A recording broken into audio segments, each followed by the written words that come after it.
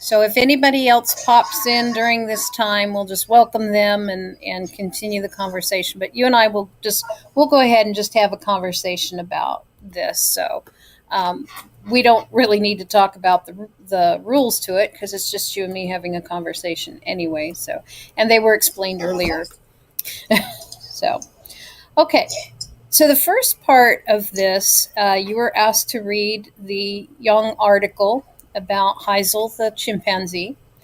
And so I actually pulled a couple of quotes off that board so that you don't have to be the first one responding.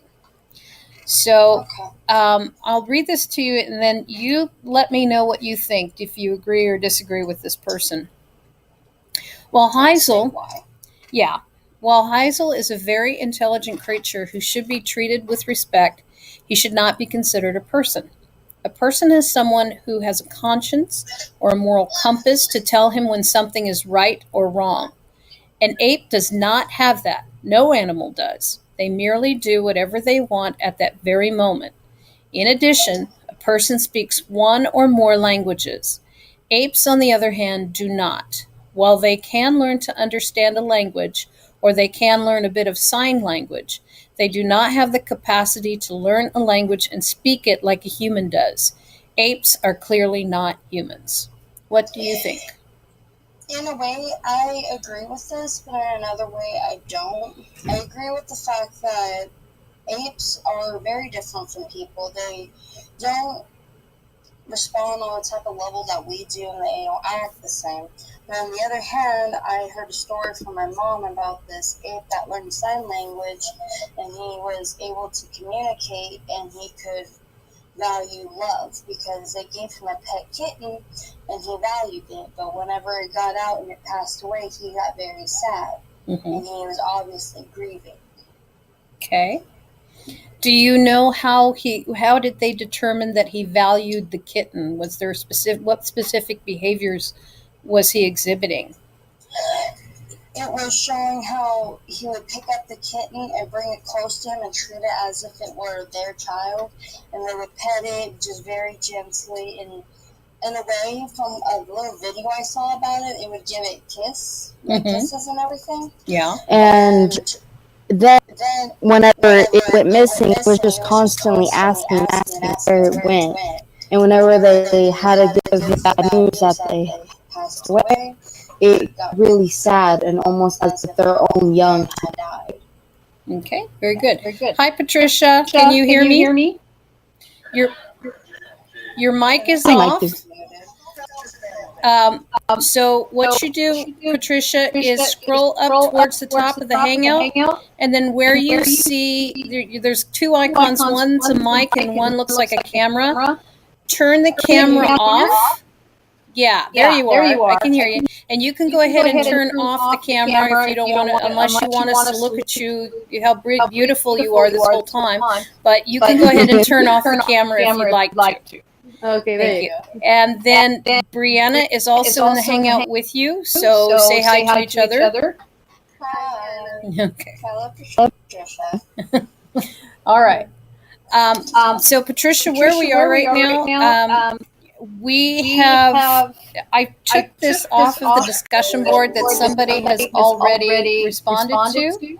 And so let me reread this again for you coming into this, and you can let us know what you think about this. While Heisel is a very intelligent creature who should be treated with respect, he should not be considered a person. A person is someone who has a conscience or a moral compass to tell him when something is right or wrong. An ape does not have that. No animal does. They merely do whatever they want at that very moment. In addition, a person speaks one or more languages. Apes, on the other hand, do not. While they can learn to understand a language, or they can learn a bit of sign language, they do not have the capacity to learn a language and speak it like a human does. Apes are clearly not humans. What do you think, Patricia?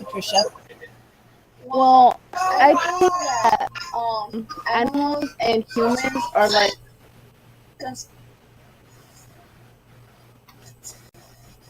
You've cut out, Patricia. I think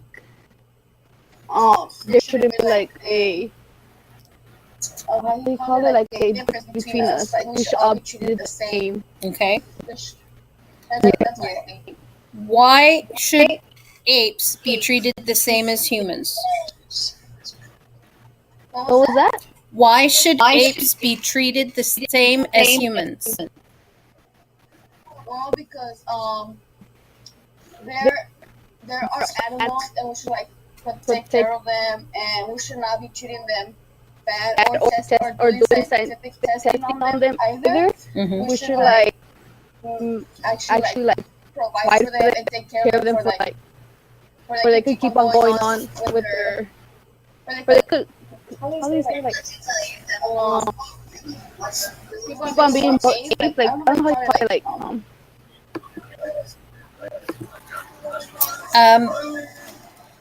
I just compassionate that we need to show the same compassion to animals that we do people.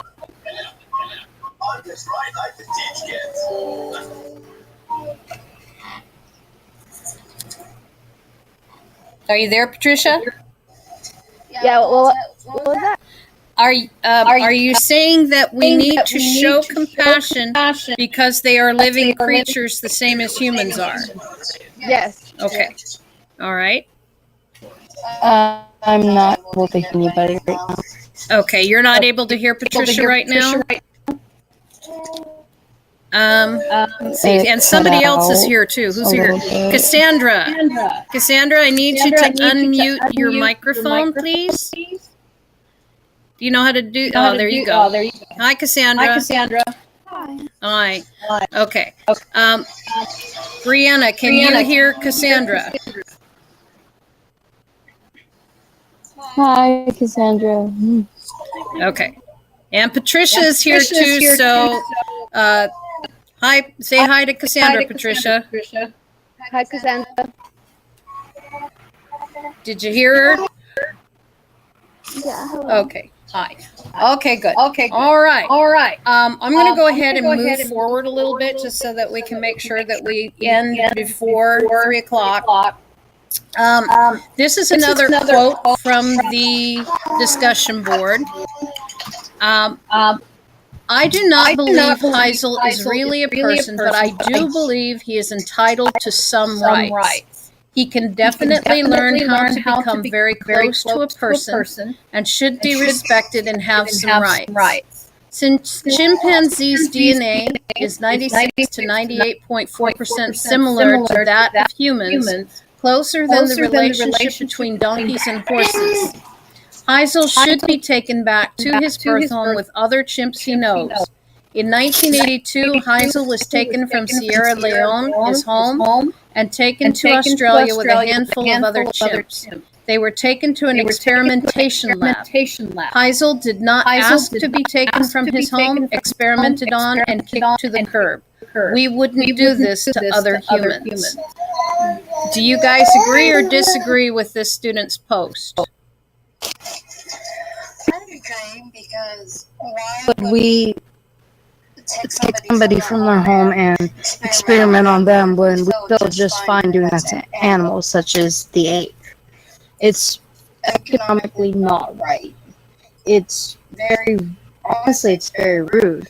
Because we may not be able to understand what they're thinking, but they could be thinking something like us, but can't words per se. And whenever there's been an experimented on, I cannot talk today, to the side, they don't know what to do, and you don't know how much you damage their mind from doing all of that. Okay. Patricia or Cassandra? I agree with what Brianna was saying because, like humans, they can volunteer to be experimented on, whereas animals can't. They just get voluntarily taken, and they don't have a say in it. Patricia? Yeah, I agree with both of them because animals, like, they don't speak, but they do show an affection, like on their faces. You could tell they're sadness or something. So I wouldn't like scientists to experiment on them either. Okay. And what is important to this, and I think especially the way this student wrote it, pulling in the DNA as being this close to humans, meaning that there's more similarity between humans and chimpanzees than even donkeys and horses genetically. And so I like the way this person wrote this out, because this is basically using what form of argument, ethos, pathos, or logos, in order to make the point. Pointing out the DNA, is that ethos, pathos, or logos? I feel like it'd be ethos, because doesn't ethos appeal to emotion and everything? That one is not ethos, no. Ethos is, think about ethos as expertise. So it's where you go and find the experts who back up your information. Which is the one that appeals to emotion?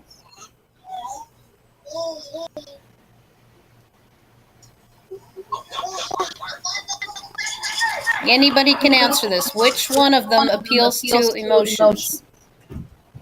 Pathos appeals to emotions. That's right.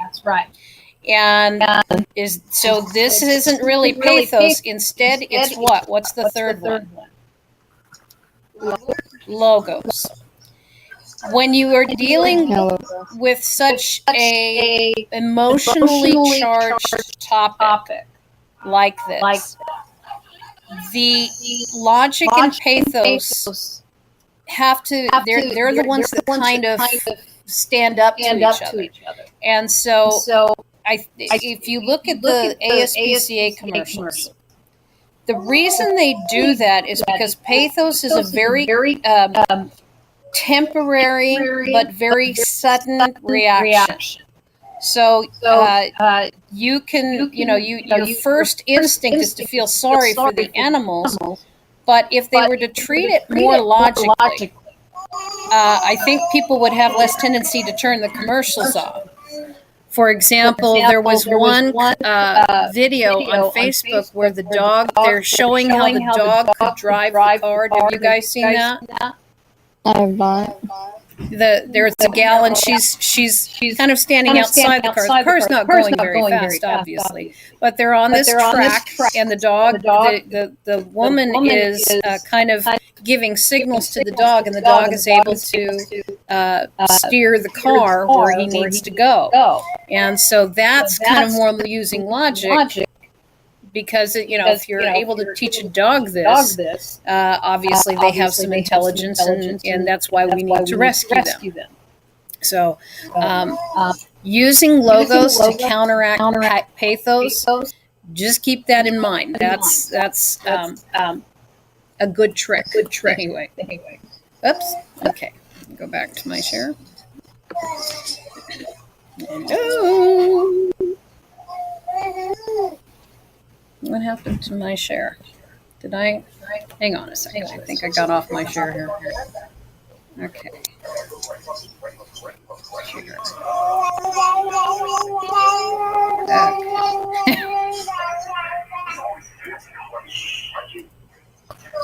Did it do it? Okay, here we go. There we go. Oh, wait. Stop. Okay. Did I give you all a headache there? Sorry. Okay.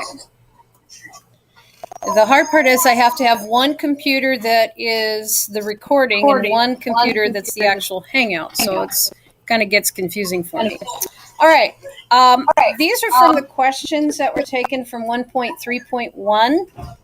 And so here's one that asks, what other reasons, evidence, or research could cause readers to have a change of heart about how they look at animals?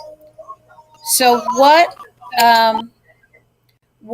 other things could have been presented in the arguments that would be more effective or add some effectiveness to what has already been said in the articles?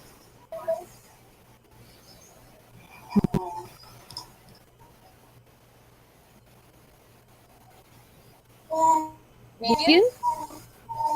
Any one of you. Cassandra said vegans. Oh, vegan. I did. I thought you said me again, Cassandra. I'm sorry. Okay. So let's talk about the vegans. How does the information about vegans help which argument?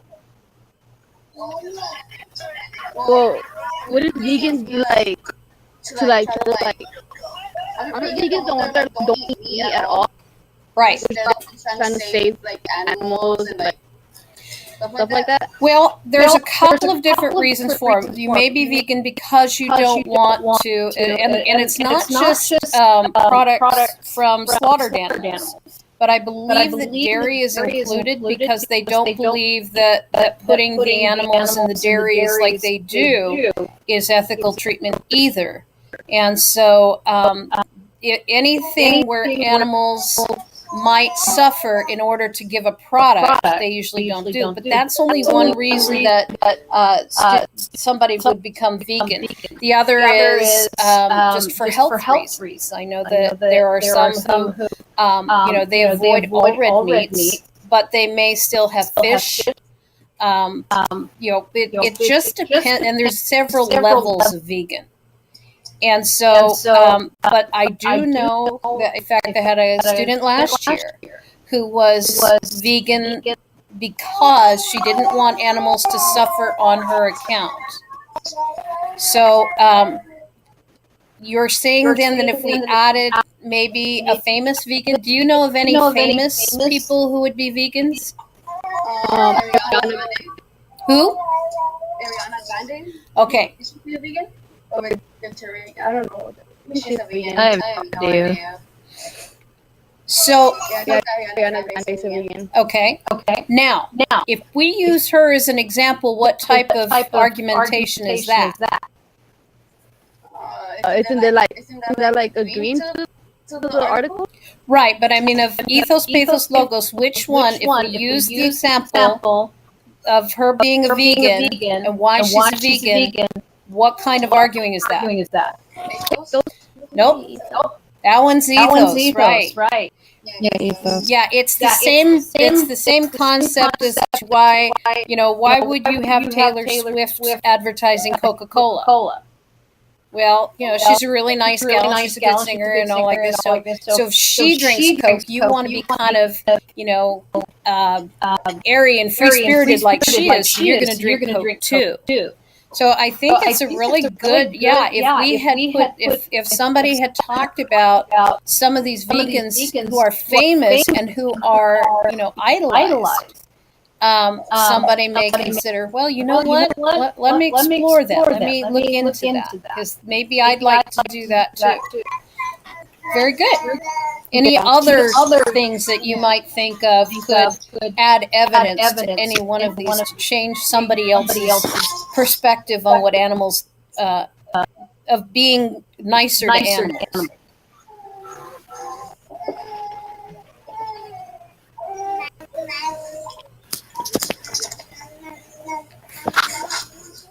Maybe more like a research aspect, like the pictures showing like how before and after the experiments happen on the animals.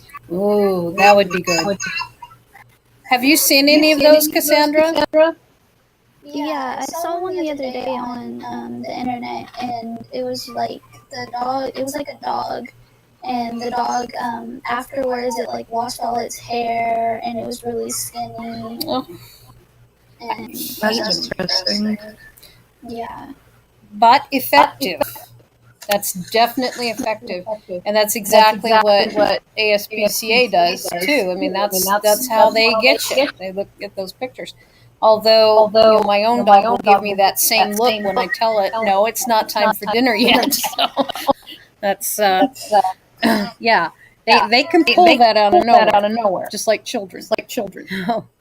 Okay. Look at if you've got it in front of you, look at paragraph 15 from Change of Heart. Do you guys have that in front of you? Change of Heart about animals? I'm pulling up the PDF file online. Okay. And then if you wouldn't mind, Brianna, if you just read paragraph 15 for us, can you do that for us? So what does all of this portend for the way we treat our fellow creatures, and for the thousands of animals subjected every year to painful laboratory experiments, or the millions of domestic animals raised under the most inhumane conditions and destined for slaughter and human consumption? Should we discourage the sale and purchase of fur coats? What about fox hunting in the English countryside, bullfighting in Spain? Should wild lions be caged in zoos? Thank you. Okay, so why is he giving all those questions there? I'm trying to get it to feel like you. Mm-hmm. Yep. Might be mentioning them because some people are blind to the happening around the world. Okay. Cassandra, what do you think? I think he's like trying to get us to basically like change our opinions about the animals and change the way we view them by listing those questions that state some of the things that happen to animals. Mm-hmm. Yeah. I also believe he's trying to make us feel the way he's feeling right now when he's writing this article. Good. Yeah, and he does seem to be covering all the different areas of why people would use animals the way they do. You know, it's one thing for the experimentation. It's another thing about using their pelts for fur coats and whatnot.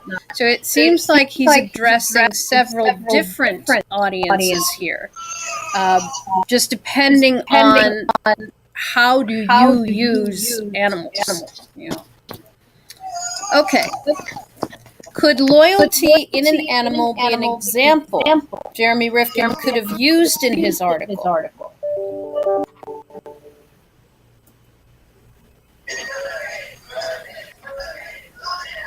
I want to say yes.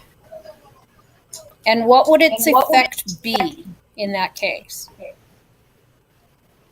Whenever it mentions how loyalty could be an example, I think of how he could mention that countries around the world who abuse their animals, such as dogs, and yet the dogs stay loyal to that human even though they're beaten and tortured almost on a daily basis.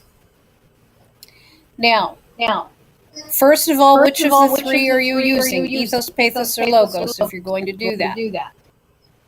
Pathos, because it goes to emotion. Okay. For somebody,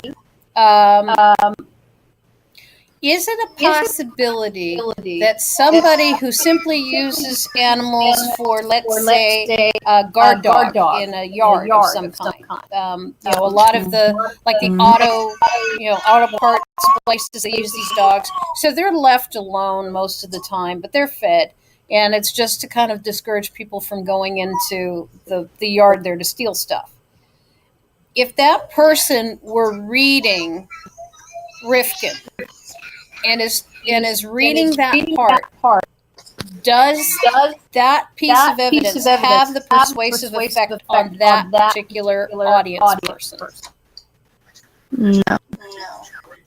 Probably not. No. What would he have to do to make that person stop and think? What kind of evidence would be persuasive? Use some pathos or like some use some pathos to like make that person change the way they're thinking, get more emotional about what they're doing. Can you think of what could be used then? What would be something that would just kind of turn the notch up 1 degree on that pathos, so that a person who's just seeing a dog as a security device and not as an animal, how could you find something that would convince that person? Probably some pictures to show him. Okay. Like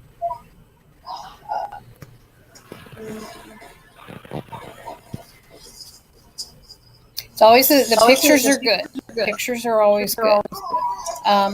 And it's another one, the ASPCA, they used to have that program on. I don't think it's been on since, where the animal control officers go out and they cite people who've been abusing dogs, and they have a lot in New York. It's possible, but one of the things I want you guys to understand is that you have to consider what somebody who disagrees with you is going to think of that evidence. Okay. All right. Rifkin claimed that animals learn through experience and experimentation. Doesn't that make animals more like people? Or does that make people more like animals, since people learn through experience and experimentation? Well, I believe that makes more like animals because they're experimenting on animals. That's pretty messed up. So we're acting like animals when we experiment on animals? Yeah. Okay. What is unethical about that? Patricia.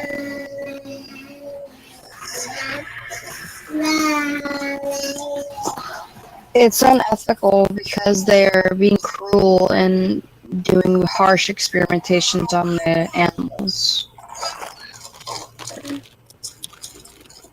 I think it's unethical because even though they're not humans, they're still living, and they don't have like I said earlier, they don't have a say over it. Okay, I'm going to be now the count. Well, let me see if you guys can figure it out. Who is part of the counter argument? Who has a counter argument to that we are being cruel to animals when we experiment on them? What's the counter argument? The philosophers animals other animals are not self-awareness because of their lack of sense of individualism. No, yeah. That's that's almost like a secondary. Why do we experiment on animals? To see what they truly know and feel. Some like scientists or doctors, they experience some medicine rather on animals than on an actual human being. That's right. Okay. So we've got scientists out there who say, look, because the chimps are so close, and we need to find an effective treatment for, say, AIDS. And so they're going to purposely infect. You're a little late, Matthew. They're purposely going to infect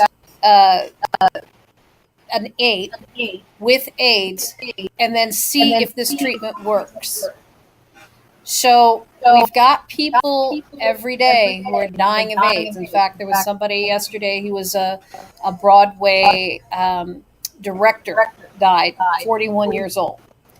So the counter argument is we need the animals in order to experiment to find cures for diseases that kill people.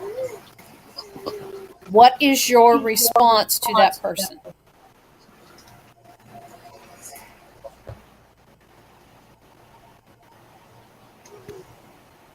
Anybody can answer.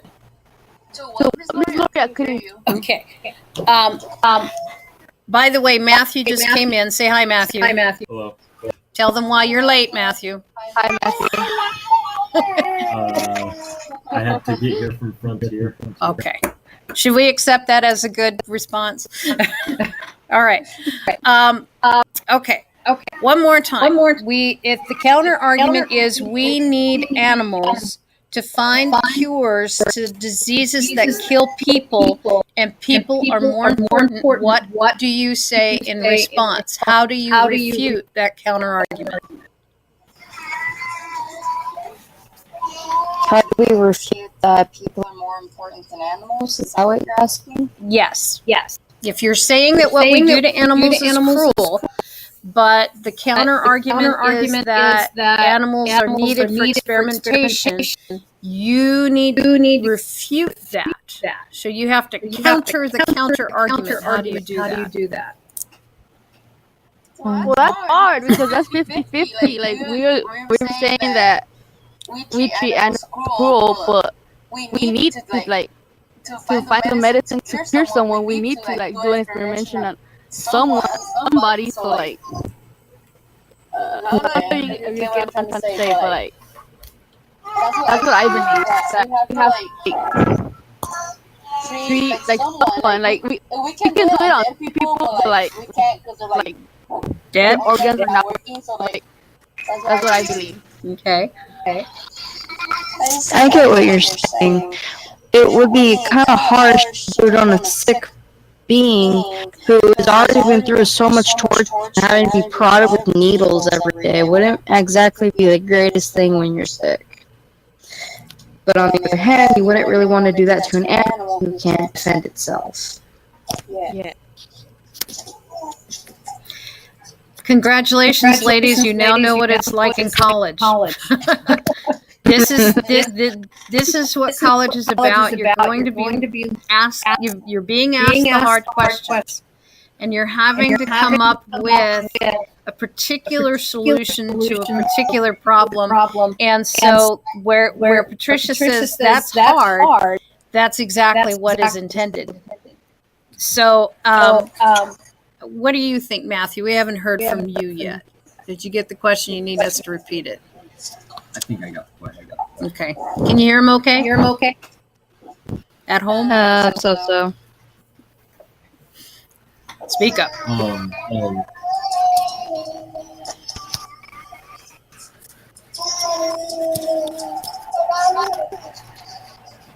I believe that it is difficult to decide who we should do these experiments on. On an animal, it is cruel and harsh. And, from the first article that we read, we do know they have feelings, so they develop feelings based on that, and that can be mentally tough on anyone, including other animals. And then again, sick people probably don't have enough strength to go through all of these tests and give sustainable evidence as to whether it works or does not.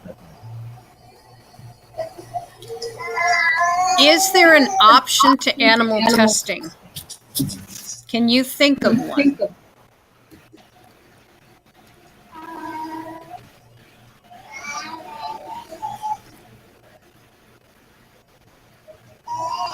Anybody?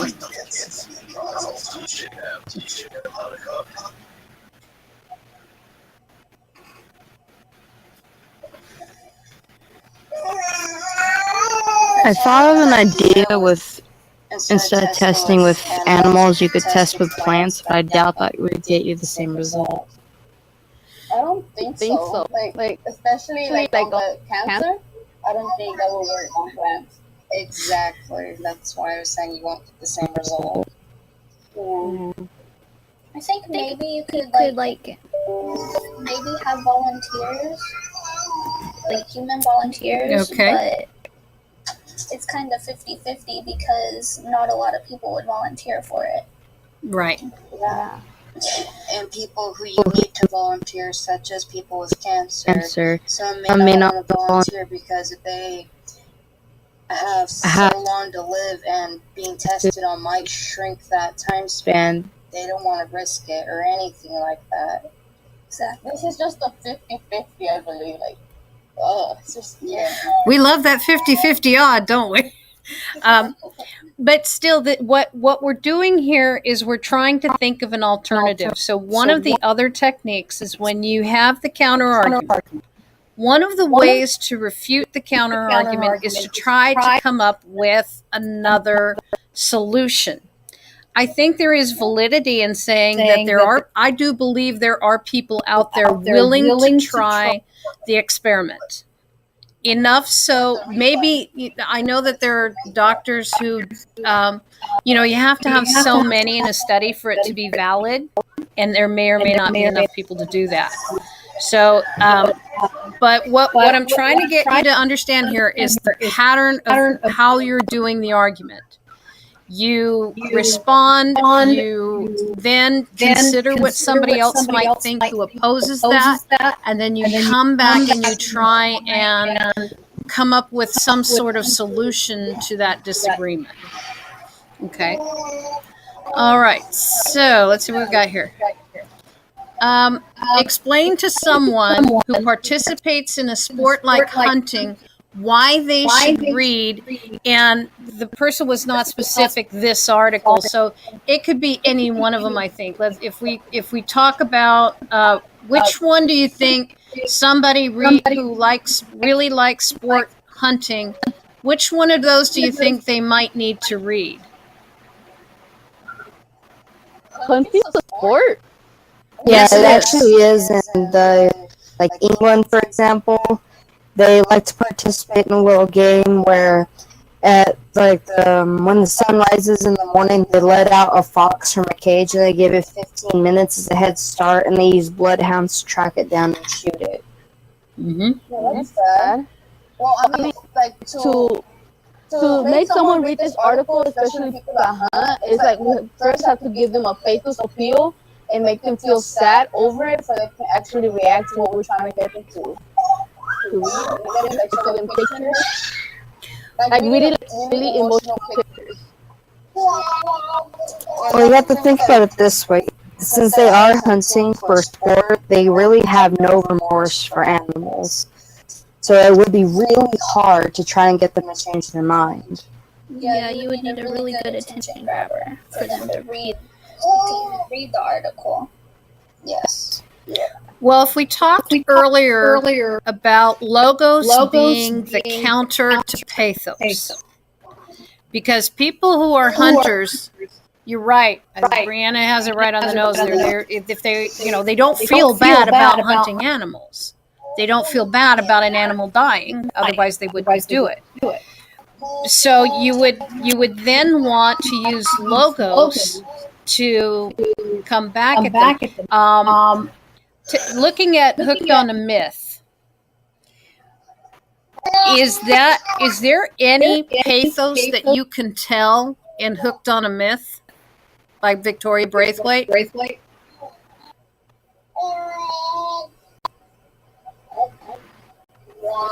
you repeat that last part? All I heard was, could we say something about pathos? Right. The article Hooked on a Myth by Victoria Braithwaite. You remember that one about the fish? Yeah. Okay. Yes. Is there any pathos in that article? Let me pull it up. I believe there is. Yeah, we're going to need to find it. We're going to need the paragraph number where you can find it. I can remember a part from it where they're actually proving that fish have nerve endings and everything in their mouths, so whenever they are hooked on the hook, it does hurt them much like it would hurt a person to have a hook going through their cheek. And another part in it that I just remembered is they did prove that fish aren't unintelligent and dumb creatures like we believe. They are actually very smart, and hence why some of them can get away from predators such as sharks and whatnot. And yet we continue to treat them like they're mindless and they have no concept of thought. Okay. The last part. Can you find the last part in the article? I know where the first two things are that you discussed. They're actually correct. But does Victoria Braithwaite at any point say we need to treat fish better because of this? Let me see. Matthew? No, she doesn't. She only hints to the fact you can question. On paragraph 16, she was saying that this doesn't mean that we necessarily have to change behavior.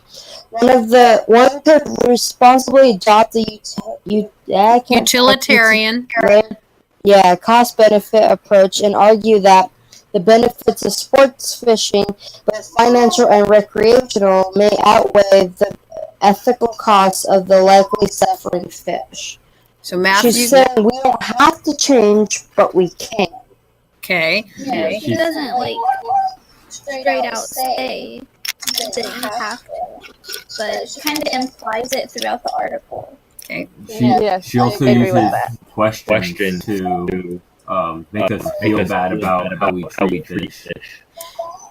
And that's the thing with Rifkin too, is that Rifkin asks questions. The thing about questions is that the author is not directly persuading, but he is having you think. And so we earlier the first seminar, Sarah and I were talking about how there's kind of a ishness to it, and we need a new word. We need a new word when it's questioning, because the author's expecting you to do the work. So in Victoria Braithwaite's article, she is hinting. She never says it. What she says, what you read, Brianna, is just that. We don't have to change the way we behave. We just have to kind of think about it. And so that in that case, she's not necessarily persuading, at least not explicitly. Yeah. So you're wanting to, that's another road that you can go down. You know, if you're asking certain questions, but be careful that you're not reading more into the article than what is there. Because you already have an emotional feeling for this, it's easy to kind of read into the article what's not there. So you want to be careful of that. Okay, so what I want to do now is go over the writing prompt. You actually have a choice at this point, and so I want to go through. Actually, it's the same type. It's just which article are you going to use. Both of these are a letter to the editor in response to an article. And so, just so that everybody knows now, because I can hear it now, Mrs. Campbell, I don't know how to start this. And by the way, this even though this is letter to the editor, I still want it in MLA format. So the double spacing, the correct heading, but you can go ahead and put dear editor to, and I think both of these were published in the Los Angeles Times. So it's all going to be to the editor of the Los Angeles Times. However, your audience is still... I can't hear anything right now. You can't hear me either? Go ahead and mute. Go ahead and mute, Brianna. There you go. Okay. So, the audience is still whoever read the article in the Los Angeles Times. You're writing to them. So it's the same audience. So you can do this one in response to Rifkin. After thinking about your reading, discussion, and analysis of Rifkin's article and the letters in response to it, what do you personally think about Rifkin's point? Do you think it is true, as Rifkin says, that many of our fellow creatures are like us than we had ever imagined? Do you think we need to change the way we treat animals around us, or do you think Rifkin is wrong? Write a letter expressing your viewpoint to the editor of the newspaper. So that's Rifkin's article, Change of Heart, or to Braithwaite. That's the Hooked on a Myth.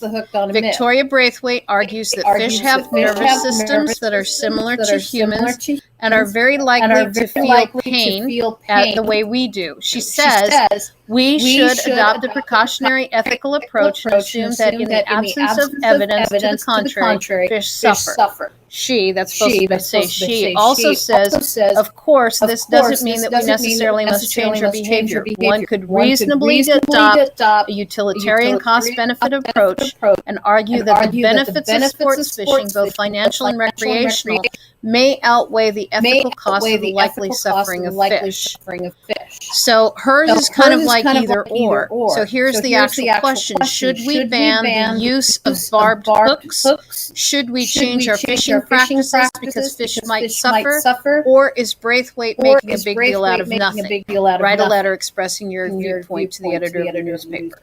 So you're either writing to, they're both to the letter to the editor of the Los Angeles times. But you would start it, I would like to respond to Victoria Braithwaite in her article, Hooked on a Myth, or I would like to respond to Jeremy Rifkin's article, A Change of Heart About Animals. And then you go through and you kind of bring up, what the basic argument is, and you can pull in evidence from the other articles to kind of help you with that.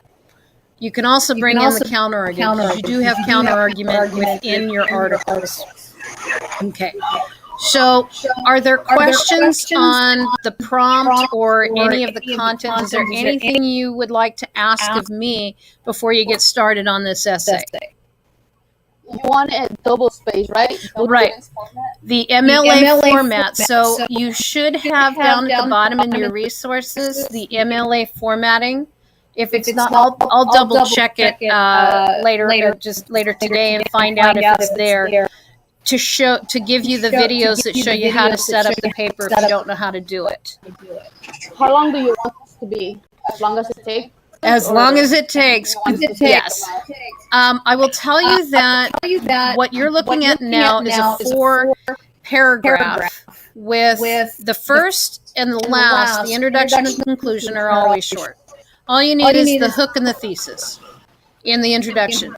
The conclusion just has to be 1 or 2 sentences as well, because that's kind of like your summation.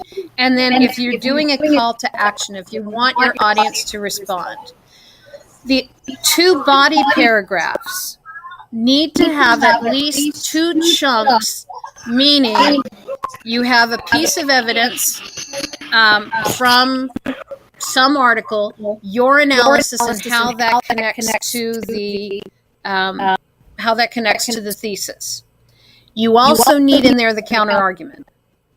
So at some point you need to say, now some may say that, and then you're going to refute that. So actually what is sufficient now are 4 paragraphs. The 2 longer bodies and the introduction and the conclusion are shorter. But I like Patricia's answer, as long as it takes. That would be my first response. So, any other questions?